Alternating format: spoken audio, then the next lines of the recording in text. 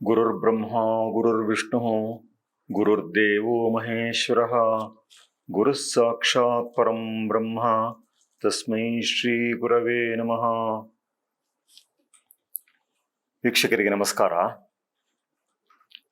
ಇವತ್ತು ನಾವು ಪ್ರಪಂಚದಲ್ಲಿ ನೋಡ್ತಾ ಇರುವಂತಹದ್ದು, ಈ ಜಗತ್ತು ಅಂದಾದ್ರೂ ಜಗದ್ಗುರುಗಳು ತುಂಬ ಜನ ಇದ್ದಾರೆ. ಆಮೇಲೆ ಜಗದ್ಗುರು ಅಂತ ಅನ್ನಿಸ್ಕೊಳ್ಬೇಕಾದ್ರೆ ಮೊದಲನೇ ಲಕ್ಷಣ ಅಂತ ಬಹಳ ಜನ ಭಾವಿಸಿರೋದು, ಜನಗಳು ಅಷ್ಟೇನೆ ಅವರುಗಳು ಅಷ್ಟೇನೆ ಭಾವಿಸ್ಕೊಂಡಿರೋದು, ಫಸ್ಟು ಗಡ್ಡ ಇರಬೇಕು, ಗಡ್ಡ ಉದ್ದ ಇರಬೇಕು, ಬೆಳ್ಳಗಿದ್ರೆ ಇನ್ನೂ ಒಳ್ಳೆಯದು. ಹೀಗೆಲ್ಲ ಇದ್ಬಿಟ್ಟಿದ್ರೆ ಅದು ಒಳ್ಳೆಯ ಗುರುವಿನ ಲಕ್ಷಣ ಅಂತಂದ್ಬಿಟ್ಟು ತುಂಬ ಜನ ಭಾವಿಸುವಂಥದ್ದಿದೆ. ಅದ್ರ ಬದಲಾಗಿ ಒಬ್ಬ ಮುನಿಯೋ ಋಷಿಯೋ ಅವನು ಒಳಗಡೆ ಪರಿಪಕ್ವನಾಗಿದ್ದು ಹೊರಗಡೆ ಆ ವೇಷಭೂಷಣಗಳಿಲ್ದೇನೆ ಇದ್ರೆ ಹಾಗೆ ಆ ಥರದವನು ಒಬ್ಬ ಇರಬಹುದು ಅಂತ ಕೂಡ ಊಹಿಸಕ್ಕೆ ಜನಗಳಿಗೆ ಆಗದ ರೀತಿಯಲ್ಲಿ ಇದು ಒಂಥರ ಸ್ಟ್ಯಾಂಡರ್ಡೈಸ್ ಆದಂಗೆ ಆಗೋಗ್ಬಿಟ್ಟಿದೆ. ಅದರಿಂದ ಯಾರಿಗಾರನು ತುಂಬ ಶಿಷ್ಯರು ಬರಬೇಕು, ಸೇರ್ಕೋಬೇಕು ಅಂತ ಎಲ್ಲ ಆಸೆ ಇದ್ರೆ ಅವ್ರಿಗೆ ಎಷ್ಟು ಚೆನ್ನಾಗಿರೋ ಗಡ್ಡ ಇದೆ, ಮೀಸೆ ಇದೆ, ಎಷ್ಟು ದಿವಸದಿಂದ ಅವ್ರು ಶೇವ್ ಮಾಡಿಲ್ಲ, ಇದೆಲ್ಲ ತುಂಬ ಇಂಪಾರ್ಟೆಂಟ್ ಲೆಕ್ಕಗಳು ಅನ್ನೋ ಥರ ಆಗೋಗ್ಬಿಡುತ್ತೆ. ಇದು ಯಾವತ್ತೂ ಒಂದು ಸಮಸ್ಯೆಯೇ.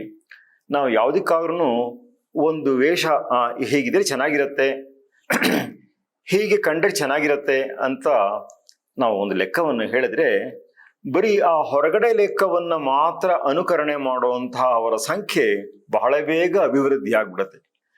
ಯಾವ ಲೆಕ್ಕ ಇಟ್ಕೊಂಡಿದ್ರೆ ಅದಕ್ಕೊಂದು ಬೆಲೆ, ಒಂದು ಗೌರವ, ಒಂದು ಮರ್ಯಾದೆ ಅನ್ನೋದು ಸಿಗತ್ತೋ ಅದನ್ನು ಅನುಸರಿಸ್ಬಿಡೋಣ ಅಂತ ಮಾಡುವಂಥದ್ದು. ರಾವಣ ಬರಬೇಕಾದ್ರೆ ಸೀತೆ ಹತ್ರ ನಾನು ರಾವಣ ಅಂತಂದ್ಬಿಟ್ಟು ಬರಲಿಲ್ಲ. ಅವನು ಬರಬೇಕಾದ್ರೆ ಸನ್ಯಾಸಿ ವೇಷದಲ್ಲೇ ಬಂದಿದ್ದವನು.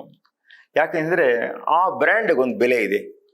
ಅವತ್ತು ರಾವಣ ಮೋಸ ಮಾಡದ ಸನ್ಯಾಸಿ ವೇಷದಲ್ಲಿ ಬಂದು ಅಂತ ಹೇಳ್ಬಿಟ್ಟು, ಹಾಗಾದ್ರೆ ಎಲ್ಲಾ ಸನ್ಯಾಸಿಗಳು ಕೆಟ್ಟವರು, ಆ ವೇಷದಲ್ಲಿರೋರು ಯಾರನ್ನೂ ನಂಬಾರ್ದು ಅಂತ ಏನು ಆಗೋಗ್ಬಿಡ್ಲಿಲ್ಲ. ಆ ಥರ ಮೋಸ ಮಾಡೋ ಒಂದಿಷ್ಟು ಜನ ಇದ್ದೇ ಇರ್ತಾರೆ ಸೃಷ್ಟಿಯಲ್ಲಿ. ಯಾವತ್ತೂ ಕೂಡ 100% ಎಲ್ಲಾನು ಕರೆಕ್ಟಾಗಿ ಹೊರಗಡೆ ಏನು ಕಾಣಿಸುತ್ತೋ ಒಳಗಡೆ ಅದೇ ಇದೆ ಅನ್ನೋ ಥರದ್ದು ಏನಿಲ್ಲ. ಹಾಗೆ ಇಂತಹ ಒಂದು ಲೆಕ್ಕವನ್ನ, ಯಾರು ನಿಜವಾದ ಮುನಿ ಅಂತ ಹೇಳುವಂತಹ ವಿಷಯವನ್ನ ಮಹಾಭಾರತವು ಚರ್ಚೆಗೆ ತಗೊಂಡಿದೆ. ಸಾಮಾನ್ಯವಾಗಿ ನಾವು ಎಲ್ಲರೂ ಅನ್ಕೊಳ್ಳೋದು ಅಂತಂದ್ರೆ, ಮುನಿ ಅಂತಂದ್ರೆ ಏನಪ್ಪ ಮಾಡಬೇಕು, ಅವನು ತಪಸ್ಸು ಧ್ಯಾನ ಇದರಲ್ಲಿ ಮುಳುಗಿರ್ಬೇಕು. ಎಲ್ಲಿ ಮಾಡಬೇಕು? ಏಕಾಂತದಲ್ಲಿ ಮಾಡಬೇಕು. ಏಕಾಂತ ಎಲ್ಲಿದೆ? ಕಾಡಿನಲ್ಲಿದೆ. ಆದ್ರಿಂದ ಕಾಡಿಗೆ ಹೋಗಿ ಕೂತ್ಕೊಂಡು ಅಲ್ಲಿ ಧ್ಯಾನಾದಿಗಳನ್ನ ಮಾಡುವಂಥವನು ಮುನಿ ಅನ್ನುವಂತಹ ಲೆಕ್ಕ ನಾವು ಬಂದ್ಬಿಡತ್ತೆ. ಅದನ್ನೇ ವ್ಯಾಸರು ಮಹಾಭಾರತದಲ್ಲಿ ಅದನ್ನ ಹೇಳ್ತಾರೆ. ಅವರು ನಾರಣ್ಯ ವಸನಾನ್ ಮುನಿ, ಅರಣ್ಯದಲ್ಲಿ ವಾಸ ಮಾಡೋದ್ರಿಂದ ಮುನಿ ಆಗ್ಬಿಡೋದಿಲ್ಲ ಅಂತಂದ್ಬಿಟ್ಟು. ಅಷ್ಟೇ ಅಲ್ಲ, ಸಂಸ್ಕೃತದಲ್ಲಿ ಮುನಿ ಅನ್ನೋ ಪದದಿಂದಲೇ ಡೆರೈವಾಗಿರುವಂತಹ ಇನ್ನೊಂದು ಪದ ಇದೆ. ಮುನಿ ಶಬ್ದದಿಂದಲೇ ನಿಷ್ಪನ್ನವಾದಂತಹ ಮತ್ತೊಂದು ಪದ ಇದೆ. ಅದೇನಪ್ಪಾ ಅಂದ್ರೆ ಮೌನ ಅಂತ ಅಂದ್ಬಿಟ್ಟು. ನಾವು ಮೌನಂ ಸಮ್ಮತಿ ಲಕ್ಷಣಂ ಅಂತ ಮಾಡ್ಕೊಂಡ್ಬಿಡ್ತೀವಿ. ಏನು ಹೇಳಿದೆ ಹೋದ್ರೆ ಅದು ಒಪ್ಕೊಂಡಂಗೆ ಅಂತಂದ್ಬಿಟ್ಟು ಮೌನಂ ಸರ್ವಾರ್ಥ ಸಾಧನಂ ಅಂತ ಮಾಡ್ಕೊಂಡ್ಬಿಡ್ತೀವಿ. ಸುಮ್ಮನೆ ಇದ್ಬಿಟ್ರೆ ಕೊನೆಗೆ ಎಲ್ಲಾನು ಸರಿ ಒಪ್ಕೊಂಡ್ಬಿಡುತ್ತೆ ಅಂತ ಹೀಗೇನೋ ಎಲ್ಲ ಅನ್ಕೊಳ್ತೀವಿ ನಾವು. ಆದರೆ ಒರಿಜಿನಲ್ ಆಗಿ ಮೌನ ಅನ್ನೋ ಪದ ಬಂದಿರೋದು ಮುನಿ ಎನ್ನುವಂತಹ ಪದದಿಂದ. ಮುನೇಹೇ ಭಾವ ಮೌನಂ ಅಂತ, ಇದಕ್ಕೆ ಭಾವಾರ್ಥಕ ಅಂತ ಹೇಳ್ತಾರೆ. ಹಾಗೆ ಮುನಿಯ ಒಂದು ಸ್ಥಿತಿ ಏನಿದೆಯೋ ಅದು ಮೌನ ಅಂತಂದ್ಬಿಟ್ಟು. ಸುಮ್ಮನೆ ಇರೋವಂಥವನು ಮುನಿ ಅಂತಂದ್ಬಿಟ್ಟು. ಸುಮ್ಮನೆ ಇರೋದು ಅಂದ್ರೆ ಏನು ಅಂತಂದ್ರೆ, ಕೈ ಕಾಲು ಆಡಿಸ್ಕೊಂಡು ಚೇಷ್ಟೆ ಮಾಡ್ಕೊಂಡು ಎಲ್ಲಾನು ಅದೆಲ್ಲ ಇಲ್ಲದೆ ಇರೋದು ಅನ್ನೋದು ಒಂದೇ ಲೆಕ್ಕವಾದರೆ, ಅದಕ್ಕಿಂತಲೂ ಮೂಲಭೂತವಾಗಿ ಯಾರ ಮನಸ್ಸು ಒಂದು ನಿಶ್ಚಲ ತತ್ವದಲ್ಲಿ ನೆಲೆಗೊಂಡಿರುತ್ತೋ ಮತ್ತು ಆ ಕಾರಣದಿಂದಾಗಿ ಅವನಲ್ಲಿ ಕೈ ಕಾಲುಗಳು ಆಡೋದು ಚೇಷ್ಟೆಗಳು ಇದೆಲ್ಲ ಇಲ್ವೋ ಅಂಥವನು ನಿಜವಾದ ಮುನಿ ಅಂತ ಅನ್ನಿಸ್ಕೊಳ್ತಾನೆ ಅನ್ನುವಂತಹ ಒಂದು ಲೆಕ್ಕ ಉಂಟು. ಅದು ಎಷ್ಟರ ಮಟ್ಟಿಗೆ ಅಂತ ಹೇಳಿದ್ರೆ, ನಾವು ಹಾಗೆ ಮೌನವಾಗಿ ಕುಳಿತಿರುವಾಗ, ನಮಗೆ ಯಾವ ಗಲಾಟೆಯೂ ಇಲ್ಲದೆ ಇರುವಾಗ, ಶ್ರೀರಂಗ ಮಹಾಗುರುಗಳು ಒಂದು ವಿವರಣೆಯನ್ನ ಕೊಟ್ಟಿದ್ರು. ಏನಪ್ಪಾ ಅಂದರೆ ನಮ್ಮ ಹೃದಯದ ಬಡಿತ, ಆಮೇಲೆ ನಾಡಿಯ ಮಿಡಿತ, ಈ ಥರದ್ದೆಲ್ಲ ಇದೆಯಲ್ಲ, ಇವುಗಳೂ ಗಲಾಟೆಗಳಪ್ಪ, ಅವುಗಳು ನಿಲ್ಲಬೇಕು. ಹಾಗೆ ಶಾಂತವಾಗಿ, ಉಪರತವಾಗಿ, ಅಂತರ್ಮುಖವಾಗಿ ಆದಾಗ್ಲೇ ನಮಗೆ ನಾವು ಏನು ಅಂತ ಗೊತ್ತಾಗುವಂಥದ್ದು. ಅದನ್ನೇ ಸ್ವ ಅಥವಾ ಆತ್ಮ ಅಂತ ಹೇಳುವಂಥದ್ದು. ಸ್ವಜ್ಞಾನ ಅಥವಾ ಆತ್ಮಜ್ಞಾನ ಅನ್ನುವಂಥದ್ದು ಉಂಟಾಗಬೇಕಾದ್ರೆ ಅವಾಗಲೇ ಅದು ಉಂಟಾಗುವಂತಹದ್ದು. ಆದ್ದರಿಂದ ಯಾರು ಸ್ವಲಕ್ಷಣವನ್ನು ತಿಳ್ಕೊಂಡಿರ್ತಾನೋ ಅವನನ್ನೇ ಮುನಿ ಅಂತ ಹೇಳೋದು. ಶ್ರೇಷ್ಠವಾದ ಮುನಿ ಅವನೇ ಅಂತ ಹೇಳುತ್ತೆ ಮಹಾಭಾರತದ ಈ ಶ್ಲೋಕ. ಸ್ವಲಕ್ಷಣಂತು ಯೋ ವೇದ ಸ ಮುನಿ ಶ್ರೇಷ್ಠ ಉಚ್ಯತೆ ಅಂತಂದ್ಬಿಟ್ಟು. ಆದ್ದರಿಂದ ನಿಮ್ಮನೆ ಅಡ್ರೆಸ್ಸು ಅಂತಂದ್ರೆ ಕಾಡು ಅಂತ ಕೊಟ್ಬಿಟ್ರೆ ಮುನಿ ಅಂತ ಆಗ್ಬಿಡಲ್ಲ, ಅಥವಾ ಒಂದಕ್ಷರ ಮಾತಾಡಲ್ಲ ಅಂತ ಇದ್ರೆ ಅಷ್ಟಿಂದಲೇ ಮುನಿತ್ವ ಬಂದ್ಬಿಡಲ್ಲ. ಇದೆಲ್ಲದಕ್ಕಿಂತ ಮಿಗಿಲಾಗಿ ನಮ್ಮ ಮಾತು ನಿಂತು ಹೋಗ್ಬೇಕು. ಯಾಕೆ ಅಂತ ಕೇಳಿದ್ರೆ ಮನಸ್ಸು ಅಂತರ್ಮುಖವಾಗಿರಬೇಕು. ಹಾಗಾದಾಗ ಎಷ್ಟು ಅಂತರ್ಮುಖವಾಗಬೇಕು ಅಂತ ಹೇಳಿದ್ರೆ ಅದು ಆತ್ಮಪರ್ಯಂತವಾಗಿ ನಮ್ಮ ಮನಸ್ಸು ಹಾಗೆ ಟ್ರಾವೆಲ್ ಮಾಡಬೇಕು. ಶ್ರೀರಂಗ ಮಹಾಗುರುಗಳು ಇನ್ನೊಂದು ಲೆಕ್ಕವನ್ನು ಕೊಟ್ಟಿದ್ದರು.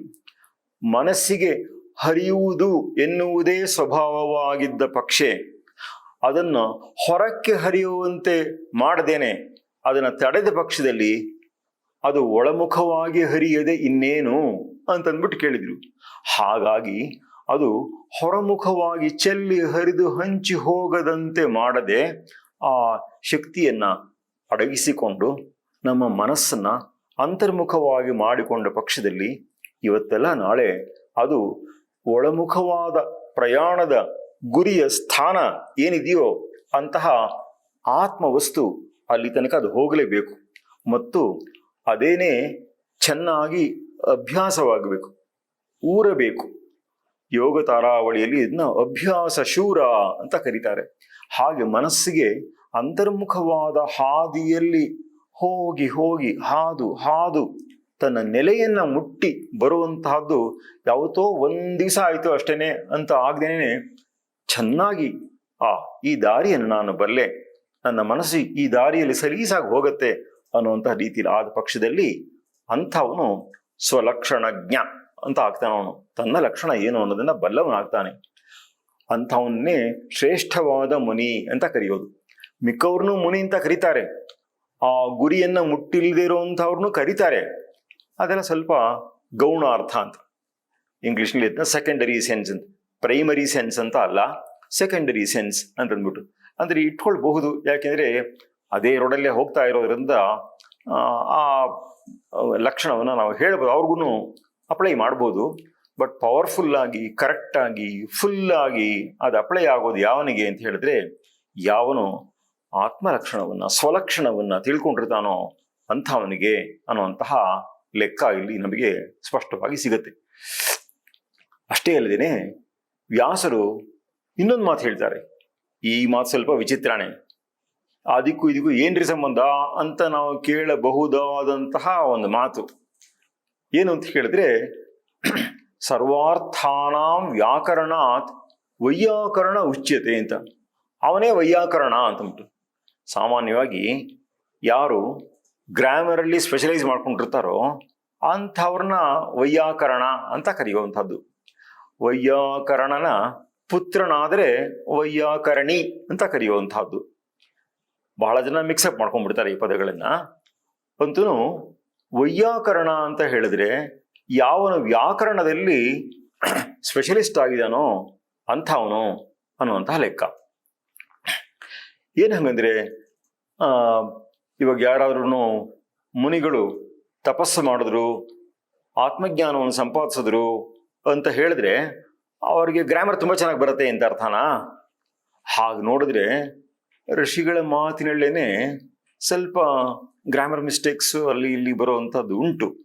ಇವಾಗ ಉದಾಹರಣೆಗೆ ಭಗವದ್ಗೀತೆನಲ್ಲೇನೆ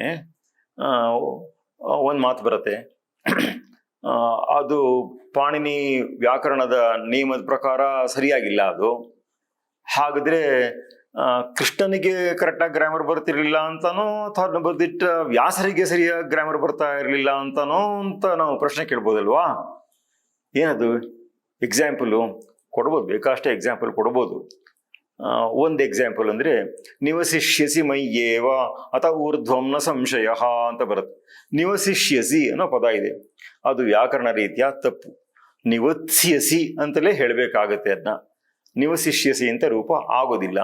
ಅದನ್ನು ವ್ಯಾಕರಣ ದೃಷ್ಟಿಯಿಂದ ಇದು ಸರಿ ಇಲ್ಲ ಅಂತಲೇ ಹೇಳಬೇಕಾಗತ್ತೆ. ಮತ್ತೇನು ಕೃಷ್ಣ ಭಗವಂತ ನಾವು ಯಾವುದನ್ನ ಆತ್ಮಜ್ಞಾನ ಅಂತ ನಾವು ಹೇಳಬಹುದೋ ಅಂತಹದ್ದಕ್ಕೆ ಬಹಳ ಉನ್ನತ ಸ್ಥಾನದಲ್ಲಿ ಅವನೇ ಅದಕ್ಕೆ ಗುರು. ಮೇಷ್ಟ್ರೆ ಮಿಸ್ಟೇಕ್ ಮಾಡಿಬಿಟ್ರೆ ಸ್ಟೂಡೆಂಟ್ಸ್ ಇನ್ನು ತುಂಬ ಮಜಾ.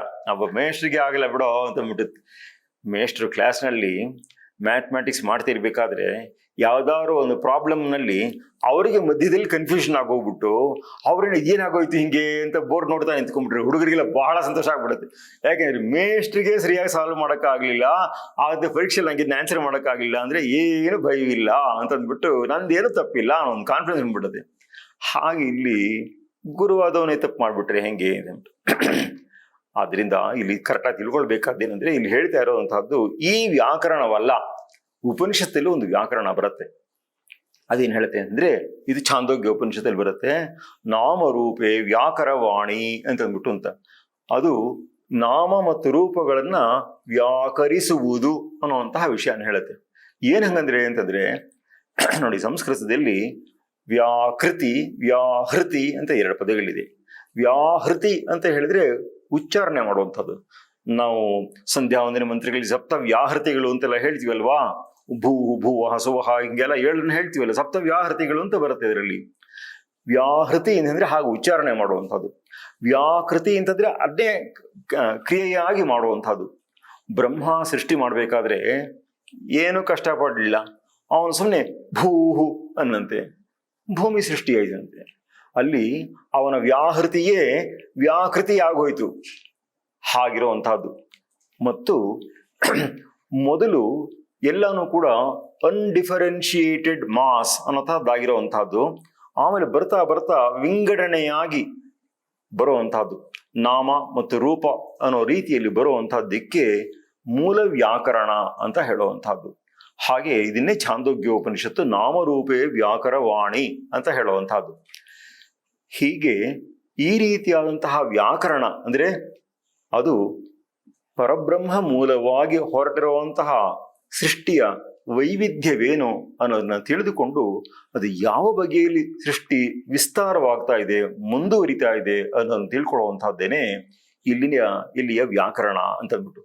ಹಾಗೆ ಸರ್ವಾರ್ಥಾನಾಂ ವ್ಯಾಕರಣಾತ್, ಎಲ್ಲ ಅರ್ಥಗಳೂ ಎಲ್ಲ ವಸ್ತುಗಳೂ ಕೂಡ ಪ್ರಪಂಚದಲ್ಲಿರುವಂತಹ ಸಮಸ್ತ ವಸ್ತು ಜಾತವೂ ಕೂಡ ಹೀಗೆ ವಿಭಾಗಗೊಂಡಿದೆ, ಹೀಗೆ ಬೆಳೆದುಕೊಂಡಿದೆ ಅಂತ ಹೇಳುವಂತಹದ್ದನ್ನ ತಿಳಿದಂಥವನೇನೆ ನಿಜವಾದ ವೈಯಾಕರಣ ಅಂತಂದ್ಬಿಟ್ಟು ವ್ಯಾಸರ ಈ ಮಾತು ಹೇಳುತ್ತೆ.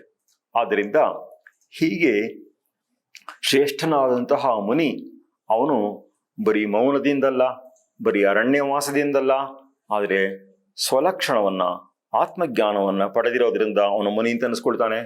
ಮತ್ತು ಸೃಷ್ಟಿಯ ಮರ್ಮವೇನು, ಯಾವ ರೀತಿಯಲ್ಲಿ ನಾಮರೂಪವಾಗಿ ಇಲ್ಲಿ ವಿಂಗಡಣೆಯಾಗಿದೆ, ಬೆಳೆದುಕೊಂಡಿದೆ ಅನ್ನೋದನ್ನ ಅರಿತುಕೊಂಡಂತಹ ಆತನೇ ಮೂಲತಃ ವೈಯಾಕರಣ ಅಂತ ಅನಿಸ್ಕೊಳ್ಳುವಂತಹದ್ದು.